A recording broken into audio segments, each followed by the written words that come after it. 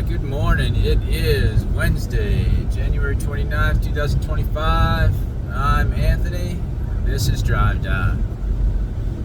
So today is a bit of a continuation of yesterday's, where I want to talk a little bit about capacity and matching your goals with your capacity, with your sort of DNA or your constraints.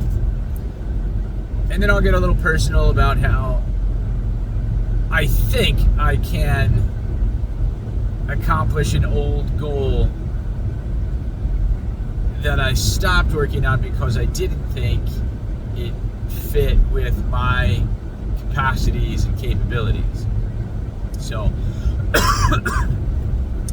with that, yesterday I spoke about, in James Cleary's book, how he talks about two different athletes, Michael Phelps and another sprinter, both world-class athletes, physically gifted, but that they, while highly successful in their own events, take one out of the pool, put the other one in, and they would not be nearly as competitive, if competitive at all. So that got me thinking about my earlier goal. I shared I was a PhD candidate in mathematics education program. I completed the coursework. I'm working on my literature review. And yes, right, I was trying to do it, I guess, in the typical fashion of some reading of research articles and sitting and writing and trying to synthesize. And I guess I was writing in a way that I guess was very first person and not sticking to the literature, and just not in the format and language and expected voice, I guess, of a traditional literature review.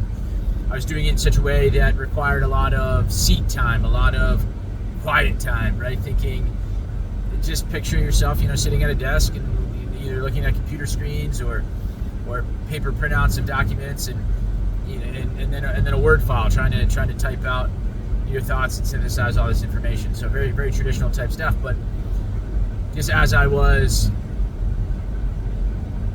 going between employers, as my children were born, as COVID occurred, and I just wasn't, right, my capacities, my constraints were such that, finding what I thought I needed, and still think I might, the chunks of uninterrupted focused time that I felt were required, I just couldn't come up with on a consistent enough basis. And it really reflected on systems and goals and habits and routines. Right? Having this lofty goal of earning a PhD isn't enough. Just having the goal isn't enough. We do have to have these systems in place, these habits, these routines. And I don't know if I think maybe by system, I don't know if I had those capacities. I think the constraints on my time were such that it just wasn't possible.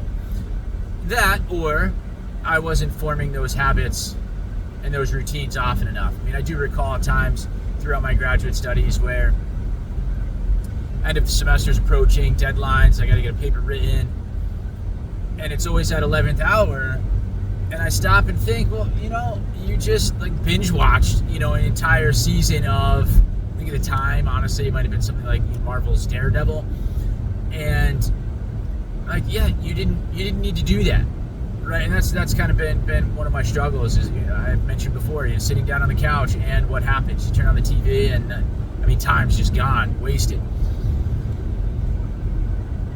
And so now, thinking about some of the habits and routines that I've established now, right, these past few weeks, I'm wondering if it's possible, just as I've over and over said, here's what I've read in James Cleary's book, here's what James Cleary teaches us in Atomic Habits. Effectively, what I'm doing is I'm citing literature. James Cleary has cited the research. Now I'm citing James Cleary in a sense, and not using first person, I don't think, talking about James Cleary's teaching and providing specific examples in which they are applicable. And I think that's what a literature review is about. So I'm wondering if after this video I stop recording and then start recording another one where I'm just kind of talk about the literature. I'm thinking about my own skills, my own capabilities and DNA, so to speak. No, right? I'm not, what did he say, like 6'4", like Michael Phelps? I don't have like a shorter lower body and a longer torso, wider back. I don't have those physical traits to be an Olympic swimmer. But I do have this capacity to get thoughts from my brain out of my mouth and onto video. I don't always have that capacity to get those same thoughts through to my fingertips, to the keyboard, and in a Word document, but I do have this capability. During my graduate studies, I did realize that I kind of had a knack for, or didn't mind, helping professors with transcription activities. They would share a video file, and I would transcribe, okay, this person said this, that person said that, and even going back through, I don't know, 5-10 second portions, was that an or an and really getting to that level of detail when I was doing this transcription work.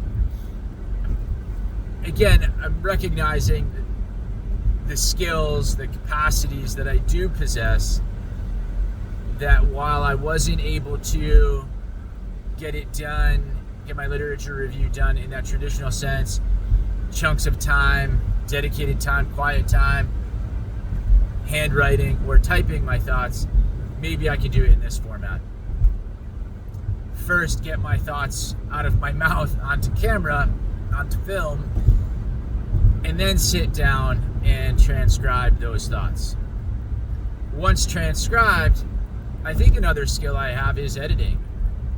The number of times I've sat and read an article, read a book, and thought, oh, that's not the right version of the word right there, or they left an S off, or you know what, maybe I don't think that's the best way to word it. I don't think that's as precise or exact as the author could have been. And so I'm wondering if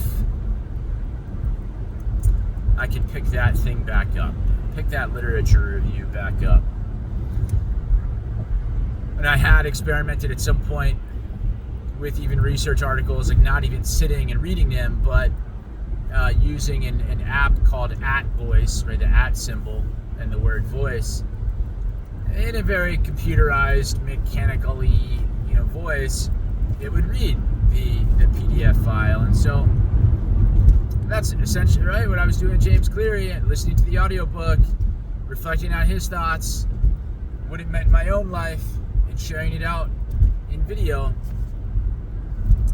Maybe I can do the same thing with the literature review. So that's what I'm thinking. Right, so larger picture, it's definitely about matching your goals with your capacities, with your skills, reflecting on those capacities, reflecting on those skills, being very real, open, honest, not necessarily limiting, right? I know that, like I said, trying to think solely about time and the constraints that I have, I wasn't able to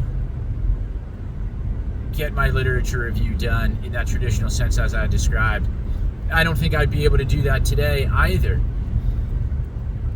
But if I retool it and maybe can create different systems, different habits and routines,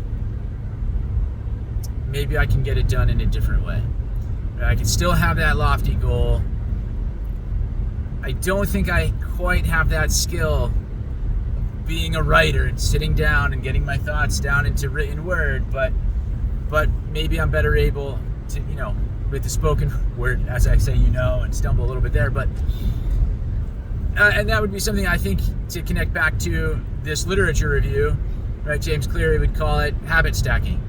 I've already formed this habit of recording a video about productivity, and I can say to myself, okay, once I complete that task, now I'll engage in this task of recording a video that pertains to the research on coordinate systems in mathematics education. So there you have it. Some habit stacking, some productivity tips, some matching of goals with capabilities and skills. Yeah, something for you to think about. What are you trying to accomplish? Does it match your skills? Does it match your routines? If it doesn't match your routines, right, how else can we accomplish the goal? Maybe our habits, our skills can be used in different ways to accomplish that same goal. A little optimism, right? So with that, please give us a like, subscribe, share the channel with a friend, take 30 seconds, comment down below. It does help keep me motivated. I enjoy replying to your comments, referring to them in future videos. So yeah, please take care of that for me. And yeah, make it a good one. Happy Wednesday. See you tomorrow.